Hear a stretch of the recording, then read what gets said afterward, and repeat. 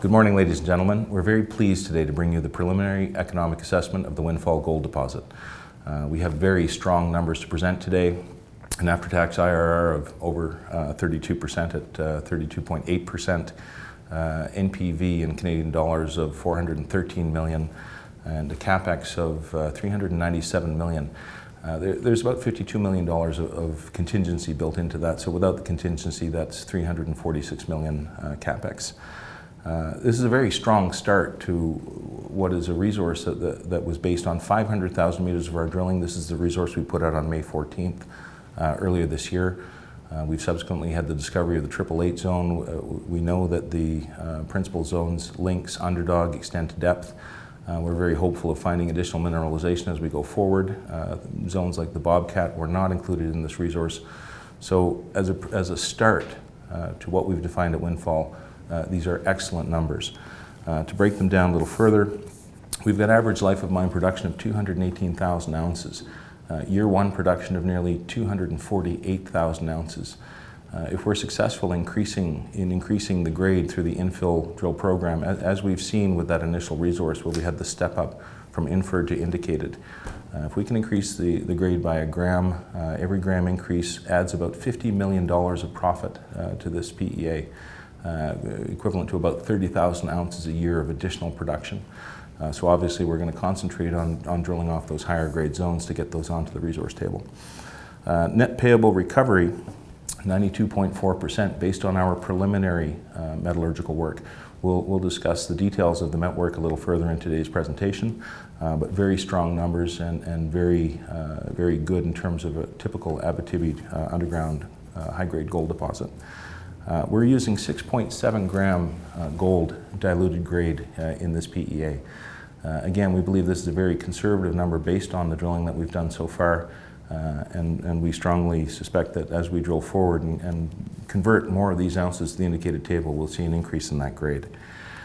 Total mineralized material mined is just under 9 million ounces at 8.9 million, or tons rather, 8.9 million tons.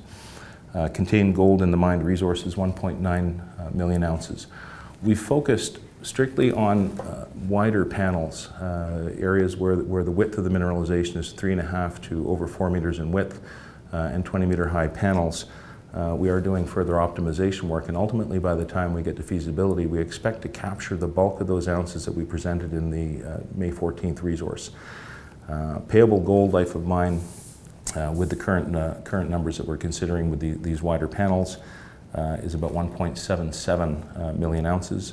Payable silver is about 557,000 ounces. All-in sustaining costs, net of the byproduct credits and royalties over the life of mine, $704 US per ounce. And estimated all-in cost, capex plus opex, of $879 US per ounce. We've got gross revenue of just under $3 billion. It's $2.96 billion. Operating cash flow of $1.12 billion. And we're looking at a mine startup and full production in Q2 or Q3 of the year 2022. The NPV before taxes and mining duties is $625 million, and the IRR before taxes and mining duties is nearly 40%. Again, these numbers are all based on the initial resource that we put out on May 14th. We've certainly grown that resource with some of the recent infill drilling and extension drilling that we've done. We expect these numbers will only get better as we drill forward on the deposit. And now we're going to go down the list and discuss the categories specifically and break down some of the costs for you. The capital cost summary will be the next item that we discuss, and one of the things we'd like to point out is one of the main reasons that we're looking at putting the mill in Lebel-sur-Quevillon is because we save a tremendous amount of capex. One of the primary items is the hydro line. It's about 115 kilometers from Lebel to the mine site, and this saves us about $1 million per kilometer of estimated cost, including the extra effort and work that we would have to do in terms of permitting that power line corridor. So it's a very great initial savings for us to put that mill in Lebel-sur-Quevillon. I'm going to turn it over now to Francois to discuss the breakdown of the numbers. Okay, well, one of the major items, like you said, was the location of the Quevillon mill. So we're using a brownfield in our PEA to put that mill facility inside. A key aspect also is the camp. since it's in Quevillon, we don't have to build a camp, so it have a positive effect on the OPEX, but also on the CAPEX. People tend to forget that building also on the owner's side has a big impact when you're having a camp facility. So Quevillon was an obvious choice for us. On the mining side, it's essentially development underground and a small camp that we've already have the site, so it's going to be upgrading that site. Beside that, it's going to be a bit of surface infrastructure in Quevillon. We want to put the administration building there and all our administration for that Windfall camp. And we have also the tailings facility. That's going to be around 50 million that we need to build in that area. That's already partly impacted, and the rest is indirect and construction costs. And it's similar to a brownfield site because it was used for a long time as by Domtar. Absolutely, their absolutely. Pulp and paper facility. Absolutely. So it is a natural site for us. A couple of points, Francois, I wanted to make about the capital cost summary. One, obviously, is the contingency. Our estimated capex in this PEA is Canadian dollars, nearly 397 million. Approximately 51 to 52 million of that is contingency. Yes. Well, it's usual practice in a PEA because it's not up to the certain level of details. We're going to go to the feasibility study.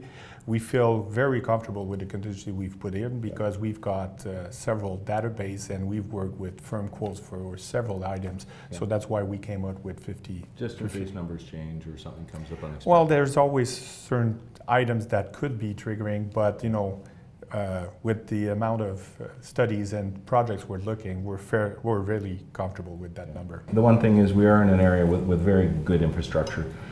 We've got highway access at Lebel-sur-Quevillon. There's rail access to site. There's a Hydro-Quebec substation that was associated with the Domtar mill. There's also a water pumping station.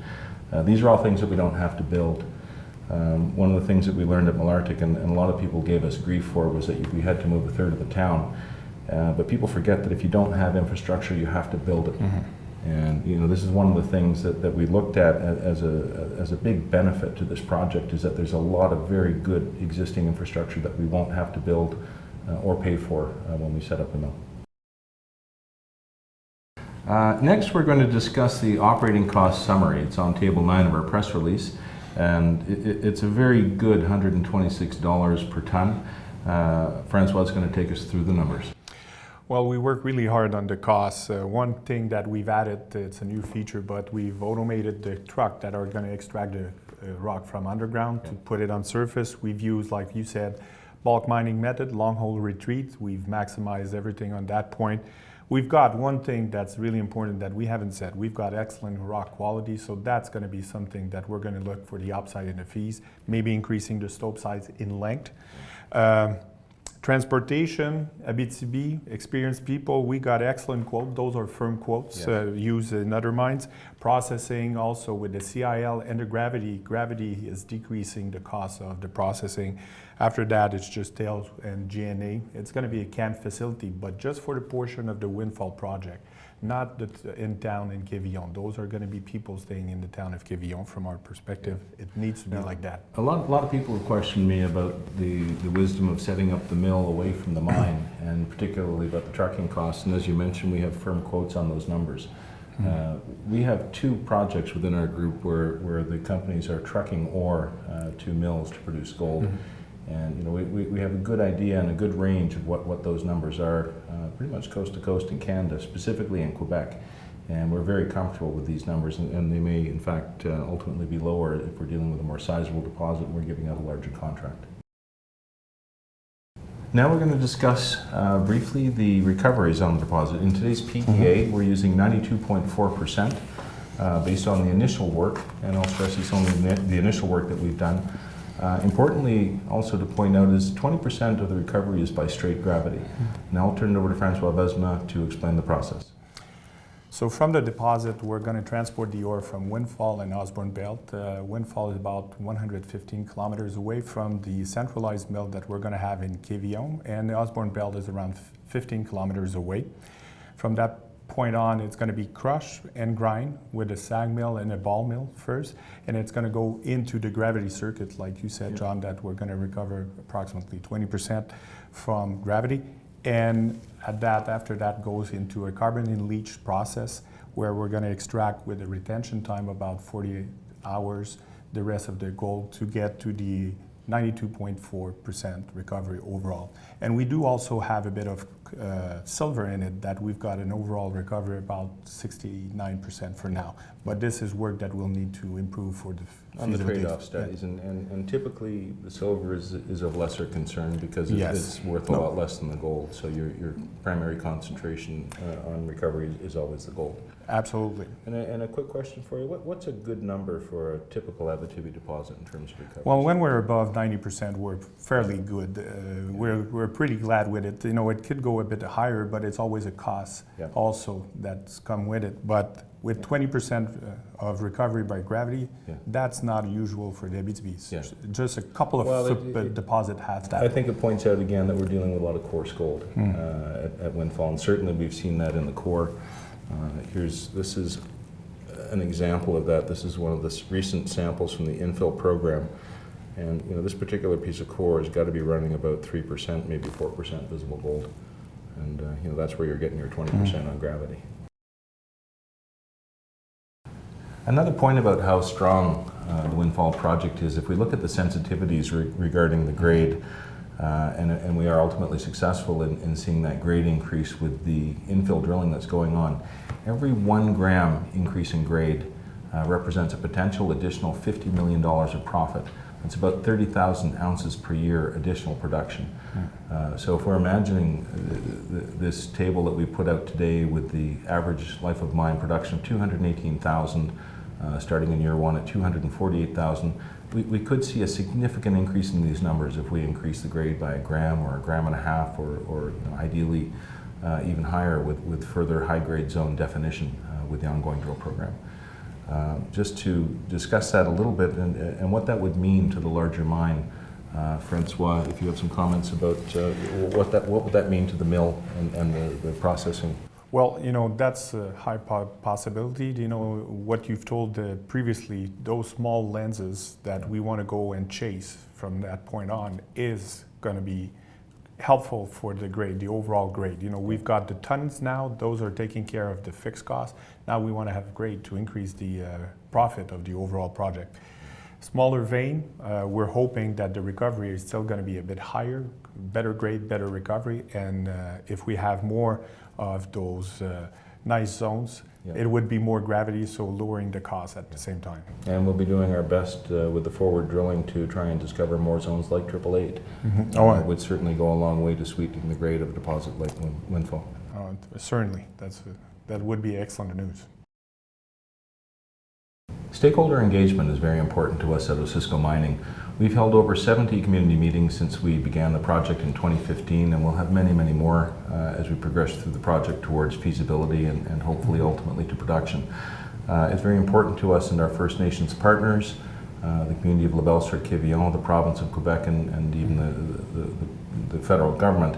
The benefits that will come from this project to our stakeholders and partners with the successful economic development of this mine.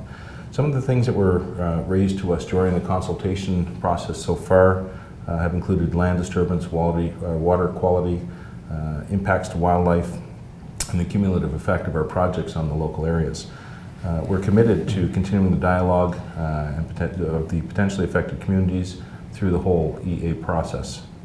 Both Aboriginal and non-Aboriginal communities have expressed their very strong support for this project, with a focus on employment being a #1 concern, and also the entrepreneurial opportunities for the local stakeholders. We've made a strong commitment at Osisko. We have had previously up to 80 First Nations employees on the project. Currently there are about 60, and certainly as we move through to a positive feasibility, there are approximately 480 construction jobs that will be part of the construction process, and approximately 350 long-term, well-paying jobs with this mine. One of the interesting aspects of Osborne Bell, which we bought from a bankruptcy sale last year, is that there are no royalties outstanding on the Osborne resource. At Windfall itself, there's currently a 1.5% NSR royalty payable to Osisko Gold Royalties, and there are a number of other outstanding historic royalties, all with buyback clauses. We've modeled 2.5% NSR payable royalty in today's press release. Ultimately, that will all be held by Osisko Gold Royalties, as they also have the buyback rights that flowed through to them as part of the initial deal of the creation of Osisko Mining.